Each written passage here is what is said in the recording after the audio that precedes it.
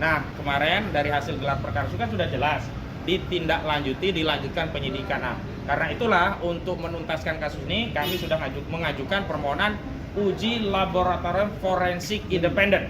Nah, disitulah sebenarnya letak pertarungan hukum antara kami dengan kubu pelapor saudara Joko Widodo untuk memastikan, bukan hanya meyakini ya, memastikan apakah saudara Joko Widodo ijazahnya asli atau palsu. Kalau keyakinan klien kami berdasarkan bukti yang ada, ijazah saudara Joko Widodo palsu dengan ungkapan 99,9% palsu, atau menurut Trismon Hasiolan Sianipar 11.000 triliun persen palsu. Begitu. Ada yang lain? Soal uji laboratorium forensik pribadi tadi, apakah sudah ada Independen. Ya, bukan pribadi ya, tapi independen. Yang pernah kami spill ada dua otoritas. Yang pertama dari BRIN, Badan Riset dan Inovasi Nasional. Yang kedua dari Laboratorium Forensik Universitas Indonesia.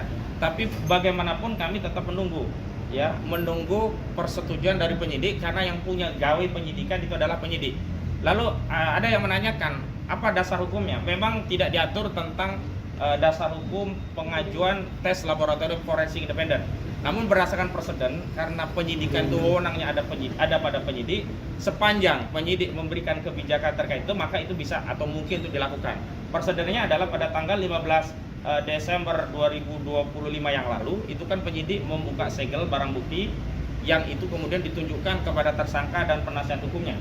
Padahal berdasarkan ketentuan KUHP tidak boleh barang bukti itu dibuka pada proses gelar perkara khusus. Wajib dibukanya nanti saat persidangan, dan yang membuka bukan polisi tapi jaksa dalam konteks pembuktian.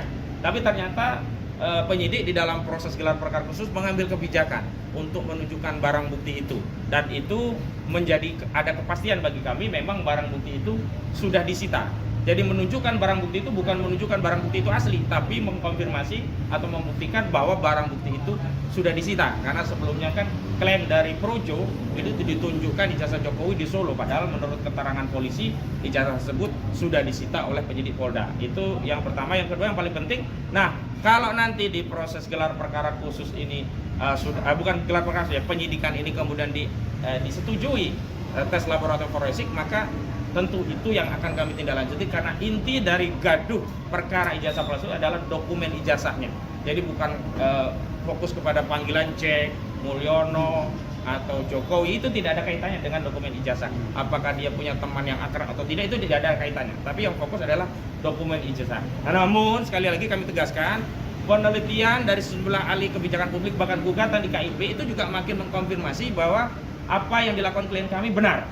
Yang pertama, KIP telah memutuskan bahwa dokumen ijazah itu adalah dokumen publik, sehingga bongkar ijazah Jokowi, perkaranya di KIP dimenangkan, dan pengadilan KIP menyatakan bahwa seluruh dokumen berkaitan dengan proses akademik saudara Joko Widodo itu harus dibuka ke publik, kecuali beberapa saja yang dikecualikan.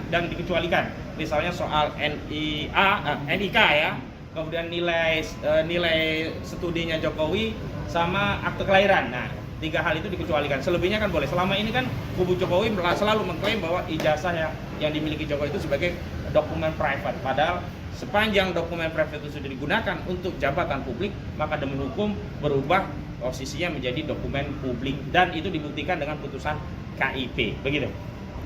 Cukup? Ya, terima kasih ya semuanya. Cukup ya. Download Tribun X sekarang. Menghadirkan lokal menjadi Indonesia.